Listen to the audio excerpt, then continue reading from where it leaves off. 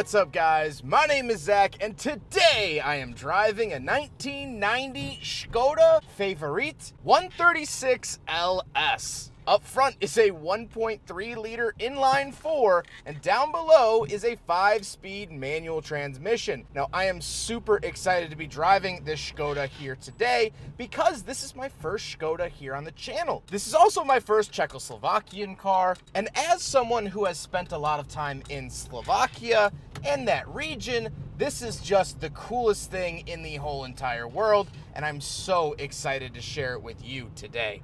But if you would like to submit your own vehicle, you can head on over to my website, zachpradel.com/submit. It's a quick and easy submission form. It takes under a minute to fill out, and I come out to you. But let's get back to that 1.3 liter under the hood. Well, it's not anything special. It makes about 62 horsepower, and this actually was the most powerful Škoda Favorit that they made. They also later made a 135 that added fuel injection, but it actually made less power. So if you want all of that carbureted power from Czechoslovakia, you needed to get the 136. Now, like I said, paired to it is a 5-speed manual transmission, and it is the only way that the Favorit came. You could not get an automatic transmission here in the Škoda Favorit, which I think is kind of interesting. Last but not least about the drivetrain is the fact that it is front-wheel drive. Now, the engine itself might not be that interesting, but the placement of it is, because this was the first front-engine, front-wheel drive vehicle from Škoda in several decades. They had been doing rear-engined vehicles for quite some time, and so this is them switching back to a front engine, and that's going to play a lot into the final thoughts and the rest of the history of this vehicle. So how does it feel to drive a Škoda Favorit 136 LS? Well, it's very, very simple. It's not fast at all, but everything is really light. It doesn't feel heavy, it doesn't feel cumbersome, and it feels ready for anything. The clutch is super light and forgiving. The engine feels like a little sewing machine, just kind of tick, tick, tick, tick, tick, ticking away. And honestly, I just really, really like it. It's easy to drive, and a vehicle like this can sometimes be daunting because it's old, but you have to remember it was a people's car. It had to be accessible to anyone to drive. And as long as you could drive a stick shift, which over in Europe at the time was pretty standard, you were good to go. And that's really, really interesting to see. With that stuff out of the way, let's talk about the interior. Well, in front of me, I have a bunch of gauges and warning lights. Off to the left is my coolant temperature and speedometer, and off to the right is my tachometer and fuel. Now, this is the LS, so it actually gets the tachometer where other trim levels didn't. On the steering wheel, we do have the Škoda badge, but that's it. I don't get any cruise control or anything like that. And off to the left, we do have our headlight switches, and down below we have our headlight adjustments, as well as the gas switch. So this is outfitted with an aftermarket propane system that will allow the vehicle to run on propane gas. Now, this was a kind of popular thing to do in the era in Europe because gas prices have always been so much more expensive over there that you could actually run this on propane. Now, the owner doesn't do it anymore because the tank is out of service, but very, very cool, and you'll see that on the rear window that it is a propane vehicle. Off to the left, we do have a climate control vent, and then moving out of the door, we have manual mirrors, manual windows, and our latch to get in and out with this little grab handle to pull the door shut. Moving into the center, we have 2 climate control vents, our rear defrost, hazard switch, and fog lights front and rear. Very European to have rear fog lights. And then our climate controls. This is just for the heat. There is no AC here in the Škoda Favorit. Ashtray, of course, bigger than the climate controls because that is very, very important. And then we have some cubby space down below. Moving to the shifter is big and blocky. However, it's very easy to operate, and I've enjoyed my time with it. However, I have this little aftermarket box down below it. And so there's this little horseshoe looking thing that you would actually put the vehicle into reverse and then lock it in reverse in an aftermarket way. Again, this was not factory, but a very popular thing to do in Europe at the time, so I wanted to highlight it. However, another popular thing is the fact that there were no cup holders, and so at the end of the day, the Škoda Favorit 136 LS fails the big friggin' bottle test.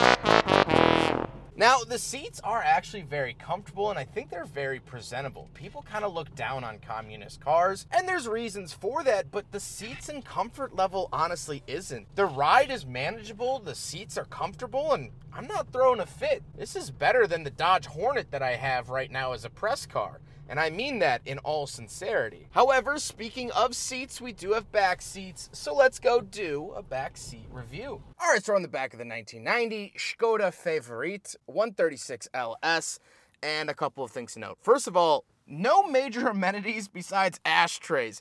Both doors have ashtrays, so we got our bases covered. No center console, but knee room is good and headroom is pretty good. I have to slouch a little bit, but for a compact car that was built for the masses, this is absolutely wonderful. You can fit 4, or if you're daring enough, 5 people in this car and go wherever you need to go. And that's really nice. I love the interior packaging of these older cars. I'm talking like the Yugo and the Wartburg and the Ladas that I've driven. It's really, really cool because they really maximize the space that they were given. Does that mean that it'll hold up the best in a crash? No, but when you need transportation, safety isn't always the #1 thing, and so that was kind of the rule of thumb here with the Škoda.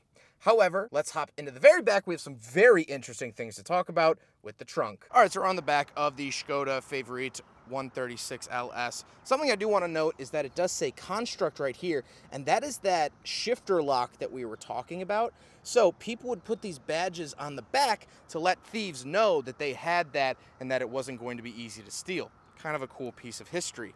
Coming around the back here, twist and pull. And a couple of things to note. First of all, we have this awesome Slovak first aid kit. Absolutely love that. Shout out to all my friends in Nitra, Bratislava, and Martin. Decent trunk space, obviously spare tire, and down below here, this is actually where the propane tank is. Again, an aftermarket thing, which you would fill down here. You'd fill the propane over there. Again, aftermarket, but very cool. Something I wanted to note was this. So the rear taillight connections and the rear license plate connections are actually ran through these.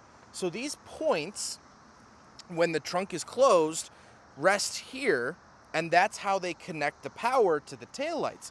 Very, very cool, however, very, very faulty, because these start to wear out, they get crummy and crusty and whatnot, and so it's very common to see one of these going down the road and the tail lights or the license plate light is flickering because these connections are starting to go bad. In later models, they actually moved the wiring up here and ran it down like a more traditional car, but very, very cool to see the points back here in the trunk. But overall, very cool to see this in the back of the Škoda Favorit. Now we gotta talk about the looks, and this is the factory color for Škoda. So even though this was pretty much a communist car, they still had some fun with the colors, and I actually really, really like this color, and this color is kind of in for 2024, which is a funny turn of events. I also love the big headlights and taillights, and it just looks so unapologetically European that I just love looking at this thing, and I could look at it for hours and hours. However, I'm not here to look at this car. I'm here to drive this car and give you my final thoughts. What do I think driving a Škoda Favorit 136 LS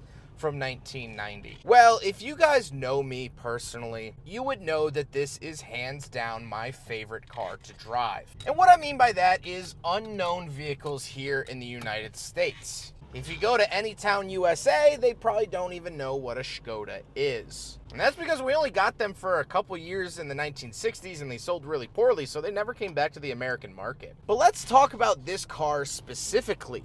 The Favorit. It was introduced in 1987, and it was a massive step forward for Škoda as a brand. You see, Škoda was having issues in the 1970s and 1980s because their technology really was stunted in the 1960s. You buy a 1981 Škoda, and you might as well be buying a 1961, and that doesn't really sell cars. So they came up with this in 1987, and it actually propelled Škoda into the modern era. I know this car looks super outdated now, but at the time it actually could compete with other vehicles, and it sold pretty handsomely throughout Europe. But 1990 is a very specific year because in 1991, negotiations started for the Volkswagen Group to buy out Škoda, or buy the controlling share, essentially. And so, past 1991, Škoda was built by Volkswagen, and that's actually where it still stands here today in 2024. It's still a subsidiary of the Volkswagen Group with the Škoda Octavia and vehicles like that. This car was also built in Czechoslovakia before it split into the Czech Republic and the country of Slovakia.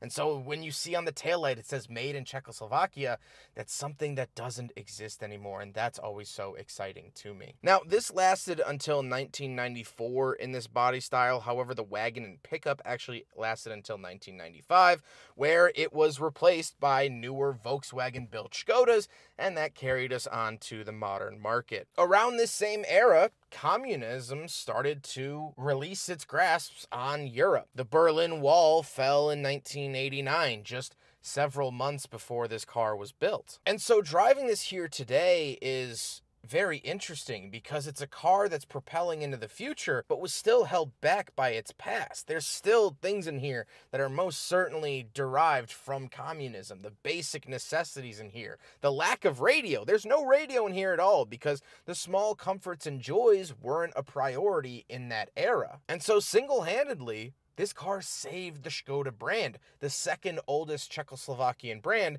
behind Tatra, which if anyone has a Tatra, I would love to review as well. I've never driven a Tatra, but this is so cool. Not only as a fun little car to take out on a weekend, but as a piece of automotive history from across the globe. From a brand that helped invent the motorcycle to being bombed by both the Allies and the Axis powers in World War II, because the Germans didn't want anyone else using the factories after they were done with it, so they bombed their own factory, to then rebuilding that factory in 3 months to produce cars in the late 1940s, the Škoda story goes so much deeper than this video alone. But I hope that today I was able to offer you just a little slice of what that story might have been. I hope you guys enjoyed the video. Huge thank you to Michael for letting me take out his Škoda Favorit 136 LS. He's been absolutely awesome to work with, and I appreciate him very, very much for sharing this piece of history with me today. But I hope you guys enjoyed the video. Don't forget to rate the video, comment on the video,